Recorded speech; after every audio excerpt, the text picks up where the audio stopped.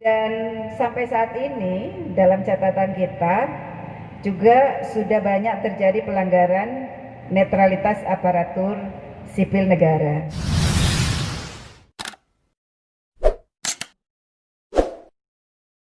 Pelanggaran terhadap ketentuan pasal 71 ayat 3 dan ayat 2 yang juga bisa dikenakan sanksi administrasi pembatalan itu sudah direkomendasikan untuk dibatalkan, seperti yang terjadi di Kabupaten Banggai, Sulawesi Tengah, kemudian Kabupaten Kaur di Bengkulu, Ogan Ilir di Sumatera Selatan, kemudian Kabupaten Pegunungan Bintang di Papua, dan Kabupaten Gorontalo di Provinsi Gorontalo.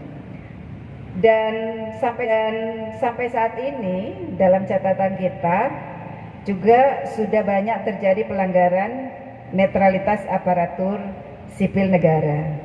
Dalam catatan Bawaslu sudah berada di angka lebih dari 700 kasus.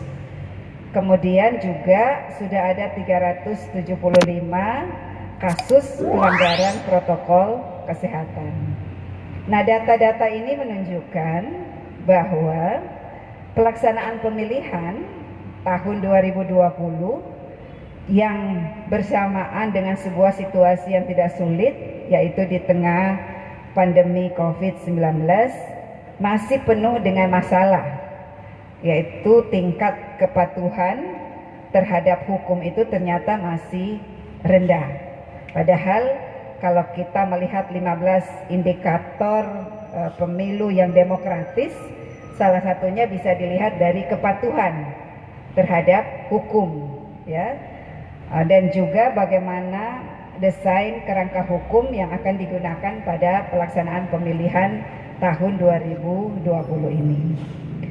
Pelaksanaan pemilihan tahun 2020 ini dalam situasi yang kalau kita gunakan istilah extraordinary, situasi yang tidak biasa-biasa saja, harusnya kan juga didukung oleh regulasi yang memadai, menyesuaikan, beradaptasi dengan kondisi pandemi COVID-19.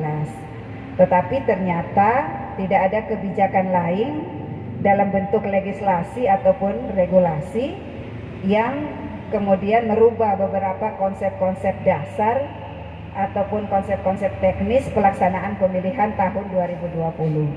Termasuk kita masih menggunakan metode lama di dalam pelaksanaan pemungutan suara yang dilakukan di TPS. Nah, sehingga tentu harus ada perubahan-perubahan terhadap tata cara berkaitan dengan menghindari pengumpulan pemilih dalam waktu yang bersamaan. Nah, terhadap kondisi ini sudah dilakukan 4 kali simulasi oleh KPU Republik Indonesia bagaimana nanti desain pelaksanaan pemungutan suara yang akan dilaksanakan pada tanggal 9 Desember tahun 2020. Salah satu pilihannya itu adalah membagi pemilih dalam beberapa kloter, ya, berdasarkan nomor urut yang ada di dalam DPT. Nah, sehingga tidak terjadi perkumpulan massa pada satu waktu yang bersamaan. Nah, tetapi yang perlu kita waspadai sebagai pengawas pemilu, ya, inti pokok daripada pengawasan itu kan adalah memastikan bahwa setiap warga negara Indonesia yang sudah terdaftar dalam daftar pemilih itu bisa menggunakan hak pilihnya di TPS.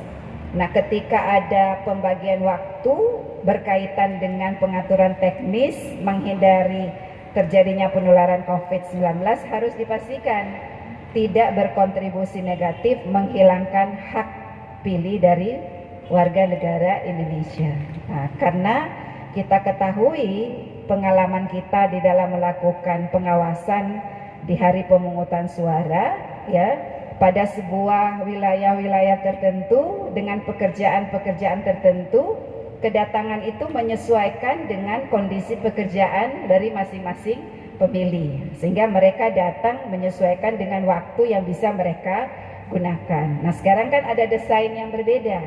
Nah, apakah itu nanti berkontribusi kemudian berpotensi kemudian bisa membatasi penggunaan hak pilih. Nah, ini yang harus kita waspadai nanti pada tanggal 9 Desember tahun 2020. Intinya tidak boleh ada satupun warga negara Indonesia yang kehilangan hak pilihnya ya karena pengaturan-pengaturan teknis nanti yang akan diatur oleh KPU.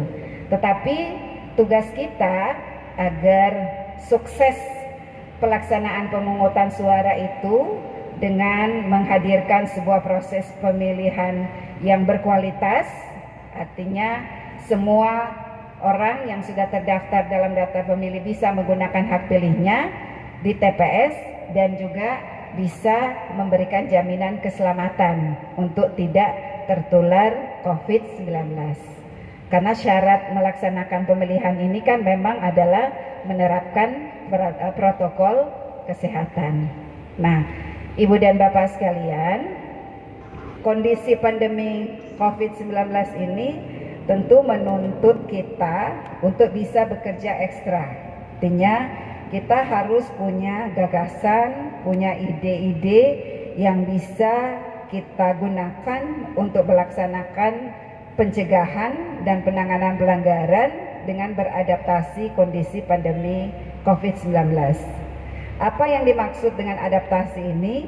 Dalam banyak pilihan kita bahwa kerja-kerja kita ini akan banyak dilakukan dengan berbasis pada pemanfaatan teknologi informasi. Nah, oleh karena itu ada tuntutan penting seluruh jajaran penyelenggara pemilihan mulai dari provinsi, kabupaten sampai nanti pada tingkat TPS didorong, dituntut untuk mampu menguasai teknologi informasi sebagai alat pendukung kita di dalam melakukan kerja-kerja penanganan pelanggaran dan termasuk kerja-kerja pencegahan. Dari 270 daerah yang akan melaksanakan pemilihan di tahun 2020 ini, sebagai informasi ada 230 kurang lebih itu diikuti oleh calon petahana dan sebagian juga diikuti oleh calon yang memiliki hubungan kekerabatan dengan kepala daerah yang sedang menjabat. Misalnya di Provinsi Sulawesi Utara ini ada di salah satu kabupaten yang diikuti oleh anak dari kepala daerah yang sedang menjabat. Di beberapa provinsi lain misalnya di Bengkulu ya, di salah satu kabupaten itu diikuti oleh istri dari bupati yang sedang menjabat. Kemudian di Sulawesi Barat ya diikuti oleh istri dari bupati yang sedang menjabat. Itulah yang kita sebut dengan politik kekerabatan. Nah, ada juga beberapa calon saya kira yang sudah menjadi informasi yang kita ketahui bersama yang diikuti oleh calon yang memiliki hubungan kedekatan dengan mereka yang memiliki kekuasaan yang ada di dalam negara. Misalnya di Tangerang Selatan ya ada anak dari Pak Wakil Presiden. Kemudian di Kota Medan ada anak mantu dari Bapak Presiden. Kemudian di Kota Solo ada anak kandung dari Bapak Presiden. Nah, ini beberapa latar belakang calon. Ada juga anak dari sekretaris kabinet, ada juga anak dari menteri, keponakan dari Menteri Prabowo, ya. Jadi ini yang meramaikan pelaksanaan pemilihan di tahun 2020. Nah, sebagai pengawas pemilihan, tentu tugas kita bersama adalah bagaimana memberikan pelayanan, melakukan pengawasan, penanganan pelanggaran dengan prinsip non-diskriminasi. Artinya tidak boleh ada perbedaan. Semua pasangan calon itu didudukan setara equal, baik di dalam fungsi pelayanan maupun di dalam rangka penanganan pelanggaran. Karena prinsip dasar dari penegakan hukum pemilihan itu adalah bagaimana kita mampu menciptakan sebuah pemilihan yang jujur dan kita bisa melakukan proses penegakan hukum untuk mencapai keadilan pemilihan.